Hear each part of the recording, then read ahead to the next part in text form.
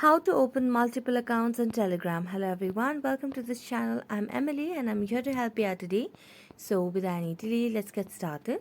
So first of all, launch a Telegram application on your device, and as you can see, I have my account logged in. Now in order to add or open the multiple accounts, all you have to do is just tap on the hamburger icon at the top left corner. Then tap on the option of add account over here. So tap on add account, and as you tap on add account, it will lead you to a new page where you can see you have to mention your country over here and your phone number. So you can just enter your country code and then mention any of the number over here, and then tap on the tick mark and then say yes, and it will start giving you the code on your phone number. So you just have to mention the phone number. You can request an SMS as well, but it will generally first start by calling on your phone.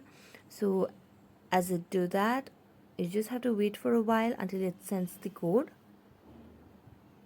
Now as you get the code, just paste the code and then tap on enter, and as you tap on the code, it will start verifying, and you will be able to create an account and add an account on Telegram application. So thank you so much for watching this video. See you next time.